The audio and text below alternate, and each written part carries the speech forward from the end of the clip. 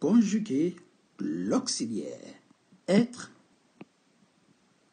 en anglais to be, à tous ces temps, c'est-à-dire au passé composé, c'est-à-dire le simple past en anglais, le présent simple present, le présent continu, present continuous, au futur simple future, au conditionnel présent, present conditional, au plus que parfait, c'est-à-dire les past perfect tenses. Tenses, the tense, c'est le temps. Donc, les temps au past perfect, on peut aussi dire plus perfect tenses. All right? L'imparfait imperfect tenses. On va voir ici le futur proche, near future, le futur antérieur, future perfect, et pour finir, on verra la forme impérative, c'est-à-dire l'impératif, imperative. Mais avant tout, abonnez-vous, likez et partagez, mais surtout, abonnez-vous pour ne rater aucune vidéo, aucun contenu. Nous allons conjuguer et faire quelques phrases pour montrer comment ces verbes sont utilisés dans des conditions réelles. C'est parti pour la conjugaison. On va les faire dans l'ordre. Here we go. L'équivalent du passé composé ici. Le passé composé. En anglais, nous allons utiliser le simple past ou le present perfect. Donc, lorsque vous dites le verbe to be, j'ai été, par exemple. J'ai été, tu as été, il a été, ça va donner have been. Ok?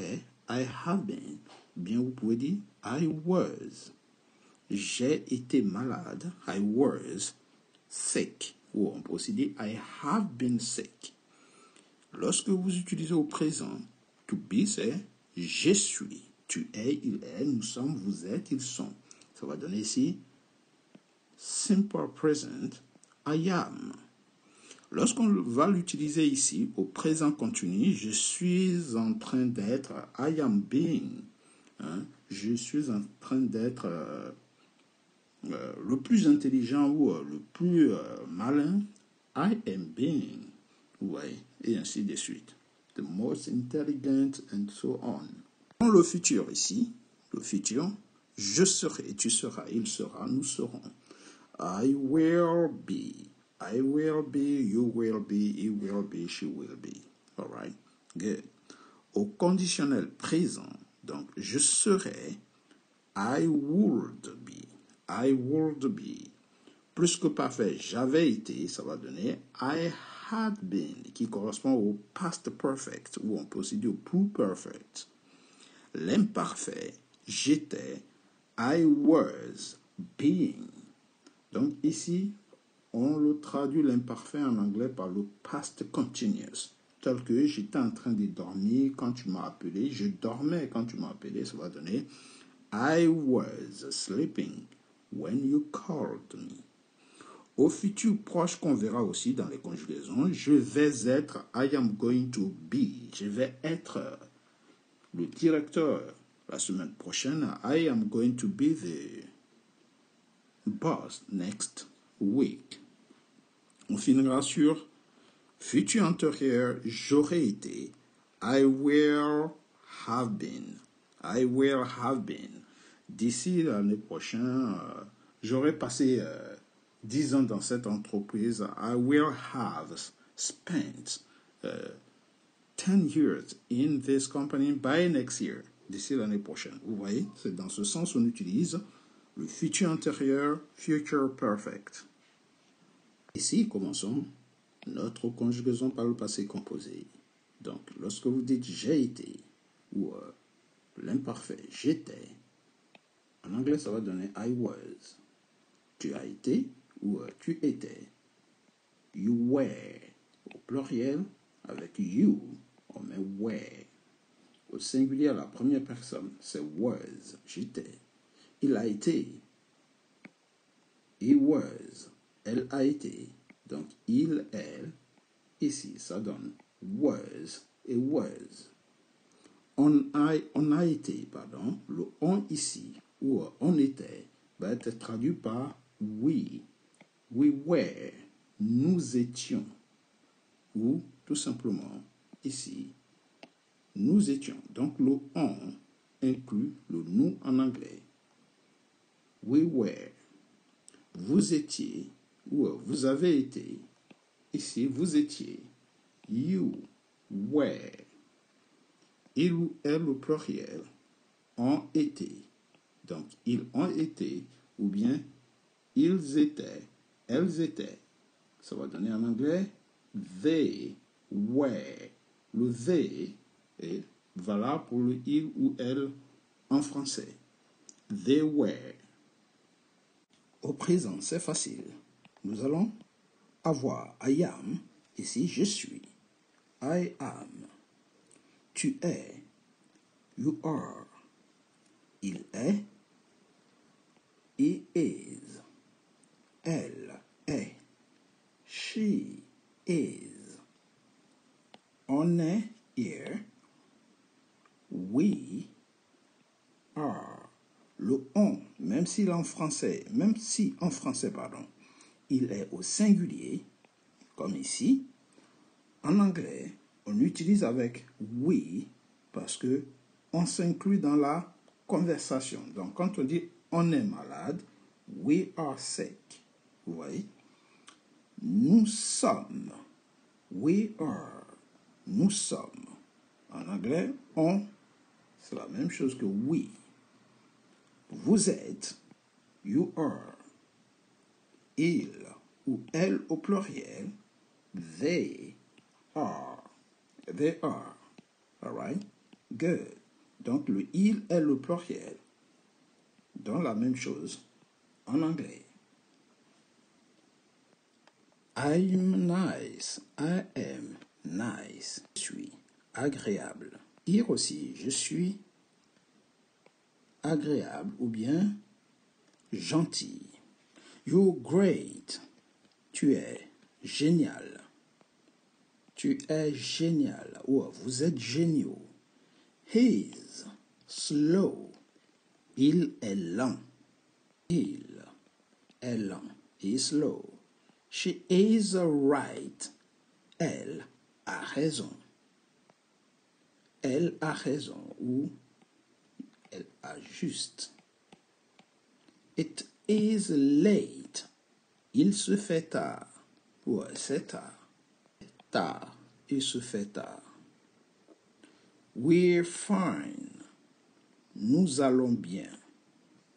Nous allons bien. We're fine. We are sorry. You are sorry. Vous êtes désolé. Vous êtes désolé. They are important. Ils sont ou bien elles sont importants. The boss is demanding. Le patron est exigeant. Patron est exigeant. Is demanding. The children are happy. Les enfants sont heureux. Les enfants sont. The children are. Nous allons conjuguer to be au futur. Cette fois-ci, au futur, to be, je serai. Demain, je serai en vacances. Tomorrow, I will be on holiday. La particularité ici, c'est que la première personne du singulier, première personne avec I, on peut mettre shall si on veut. I shall be. Donc les premières personnes, on utilise ici, première personne du pluriel. Première personne pluriel. Ici, ça c'est singulier. Donc ici, on peut aussi utiliser we shall. D'accord? Sinon, tout le reste, c'est will. Tu seras absent demain.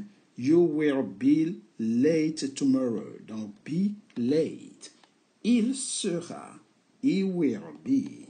Elle sera. She will be. Donc, vous voyez, on a will be partout. On sera, on a déjà expliqué l'explication de on avec we. Donc, on sera, we will be. On sera absent, we will be late. Absent, sorry. On sera en retard, we will be late. Nous serons, we will be. Donc, ici, les deux, ça va avec we. Vous serez, you will be. All right? You will be late. Tu seras en retard. ils seront en retard, par exemple, en retard. They will be late. They will be late. Il ou elle, they will be late. Ils seront en retard, elles seront en retard. All right. Donc, pour conjuguer au futur, n'oubliez pas, la seule technique, c'est will plus l'infinitif du verbe be et vous avez le futur à toutes les personnes. Donc, j'aurais pu mettre une seule fois will be et ça suffirait. Pour conjuguer be au conditionnel présent, il suffit tout simplement de mettre could partout, comme ici, et vous rajoutez be. Comme on l'a fait avec le futur, on met will et on met be. Au conditionnel présent, on met would et on met be.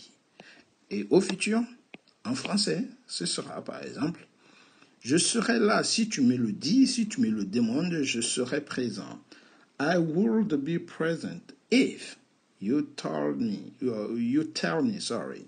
If you ask me, tu serais, you would be. Donc ici, would, vous prononcez comme ça, you would.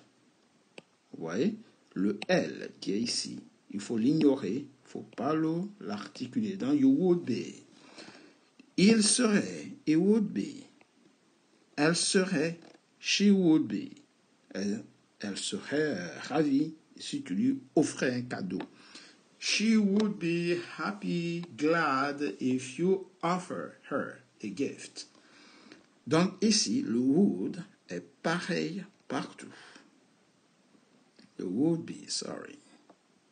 C'est la même chose. On pourrait mettre une seule fois.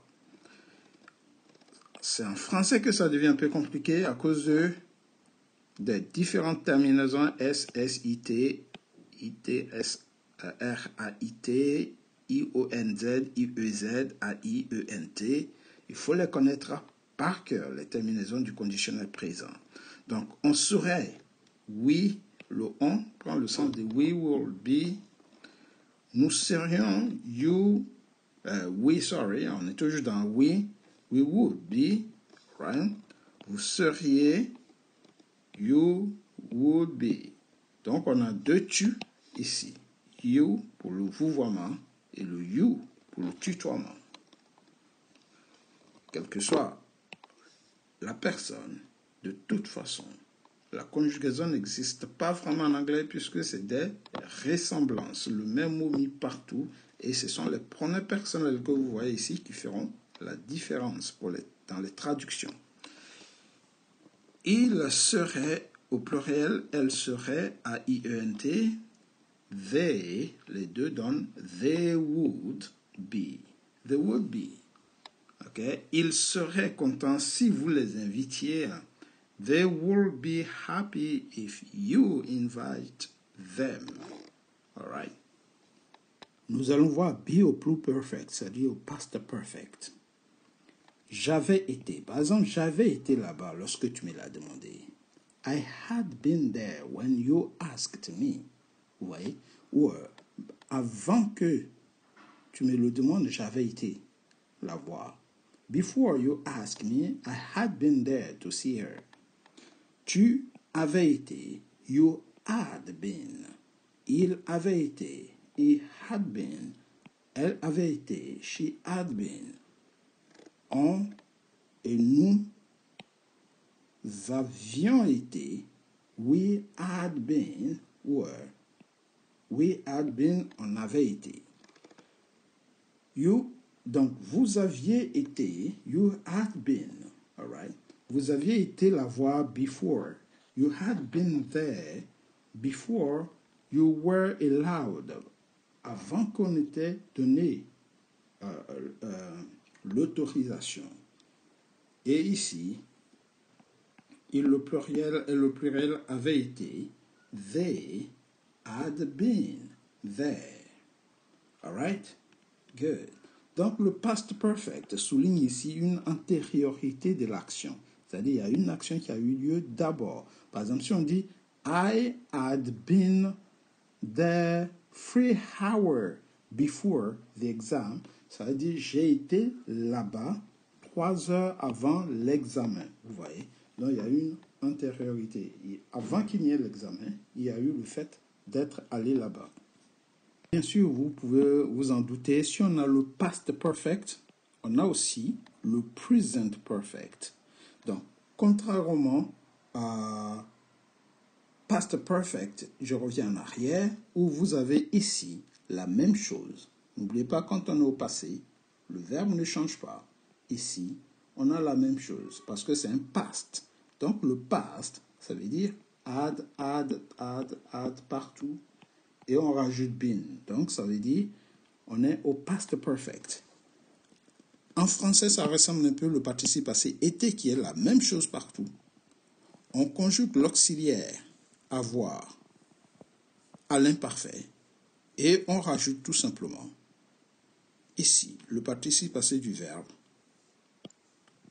qui est été ici, qui est le verbe être. Vous voyez? En anglais, c'est plus facile. Il y a de la répétition constante.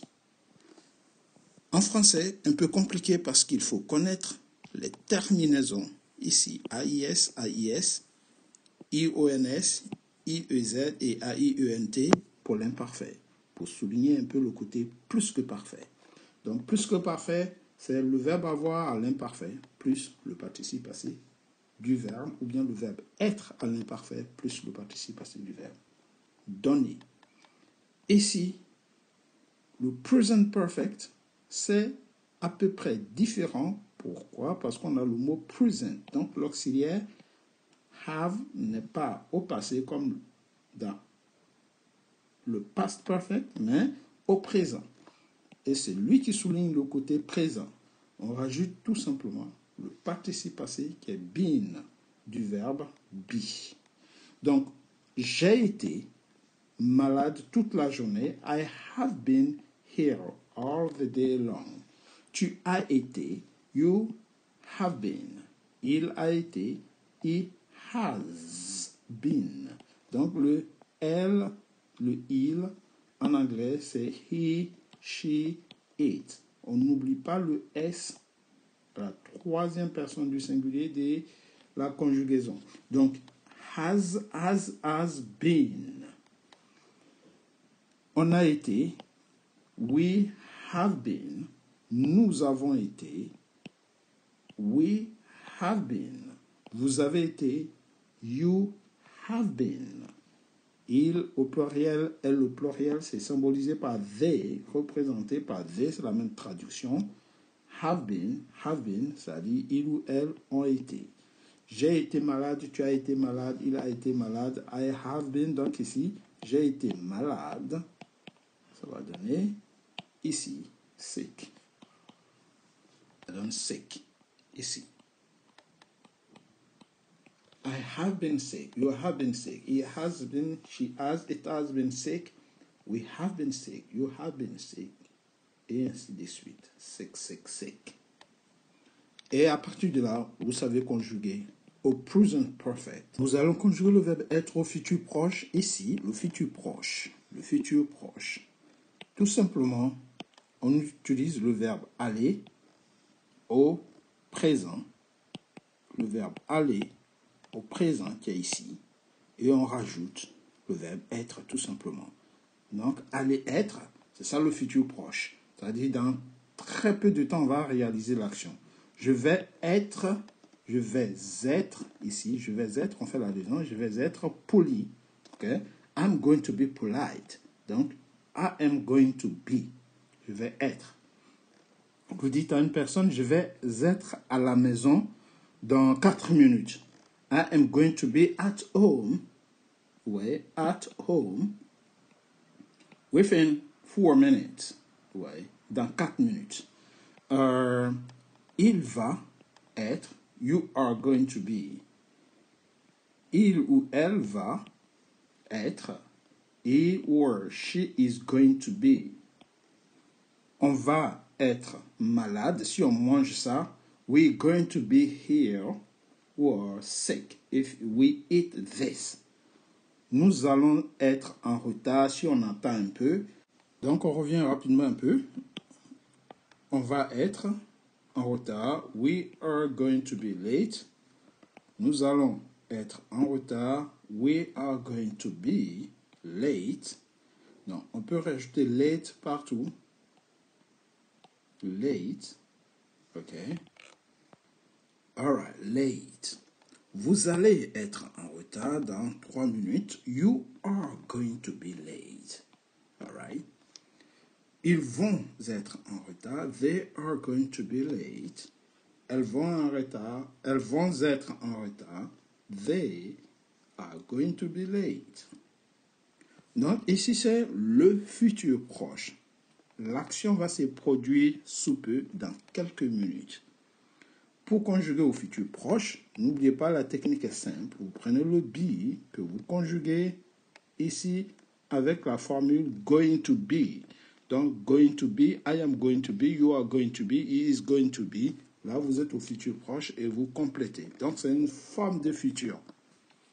Nous allons voir la dernière partie, le futur antérieur. Lorsque vous conjuguez au futur antérieur, vous conjuguez l'auxiliaire être qui est ici. D'abord, vous l'utilisez en tant que participe passé, mais on utilise l'auxiliaire au futur, l'auxiliaire avoir au futur, et vous rajoutez les participes passés du verbe donner. Ici, le verbe donner, c'est l'auxiliaire être. Donc, j'aurais été, vous voyez, en anglais, ça va donner la même chose. On utilise le have au futur. Donc, c'est figé. Have au futur, c'est will have. Tout à l'heure, je vous ai dit, vous pouviez mettre le shall avec les premières personnes. Donc, si vous dites we shall ici, on accepte. I shall, c'est uniquement la première personne. Sinon, le reste, ça va avec we. Donc, on revient ici. I will have been. J'aurais été. Ici, c'est une façon de dire, d'ici le temps tu arrives, j'aurais été à la réunion.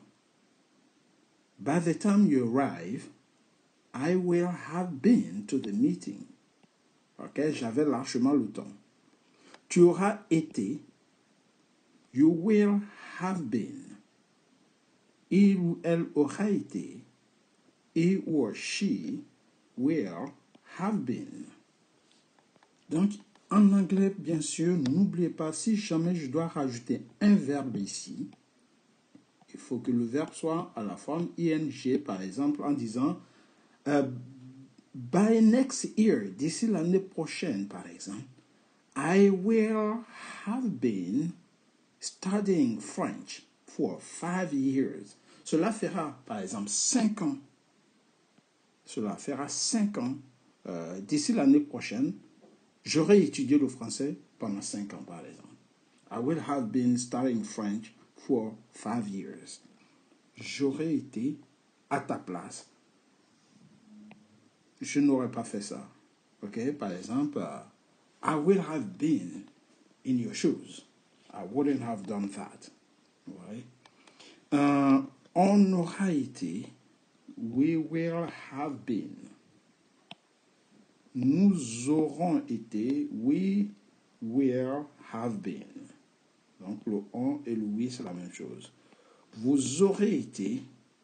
You will have been. Il ou elle au pluriel auront été. They will have been. Donc ici, lorsqu'on utilise will have been, prenez l'habitude de dire cela fera. Par exemple, by next year, I will have been living in Paris for 10 years. By next year, cela fera 10 ans que je vis à Paris d'ici l'année prochaine. Vous voyez, cela fera.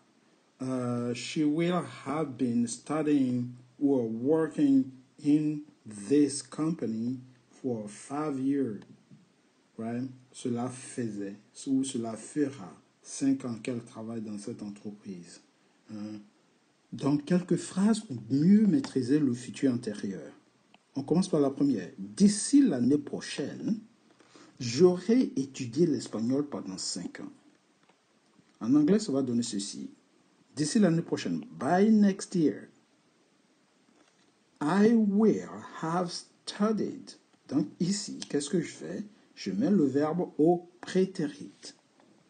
Donc ici, le study, il devient studied. C'est un verbe régulier. I will have studied Spanish for 5 years. Vous voyez, d'ici l'année prochaine. Donc, le laps de temps qui se sera écoulé. C'est ça le futur antérieur. On n'est pas encore l'année prochaine. Les 5 ans ne se sont pas encore écoulés. Mais dès l'année prochaine, la personne aura atteint cette quantité. D'ici le temps que tu arrives, by the time you arrive, j'aurai mangé toute la pizza. Donc, si tu mets 4 minutes, 1 heure, 2 heures, ben, le laps de temps que tu vas mettre, la personne aura déjà fait l'action. I will have eaten all the pizza. Next one. D'ici le temps tu arrives, j'aurai fini le travail. By the time you arrive, I will have finished the work. All right. I will have finished the work. D'ici le temps tu arrives, j'aurai appelé tous les clients. By the time you arrive, I will have called all the customers. Donc ça, c'est le futur antérieur. Nous allons récapituler l'ensemble des temps que nous venons de voir, mais surtout, abonnez-vous pour ne rater aucun contenu. Nous aurons pas mal de leçons sur la conjugaison pour vous aider à maîtriser les temps en anglais. Abonnez-vous énormément et surtout, merci pour votre dévouement, pour vos efforts et pour votre contribution. Vous avez aussi le site englishhello.fr pour continuer les leçons. Alright? Donc, je disais englishhello.fr. C'est la suite pour avoir accès à plus de cours d'anglais. Un site 100% gratuit. Alright guys, so let's recap. On récapitule ici. J'ai été, passé composé, I was ou I have been. On a ici présent, je suis, I am. Je suis en train d'être, I am being. Je serai, I will be. Je serai, I would be. J'ai été, I had been. J'étais, I was being. Je vais être, I am going to be. Et pour finir, j'aurais été, I will have been. C'est tout pour aujourd'hui. N'oubliez pas, si vous avez aimé, de vous abonner énormément. Abonnez-vous pour ne rater aucun contenu. Alright? Thanks a lot. Take it easy, guys, and see you next time. Goodbye.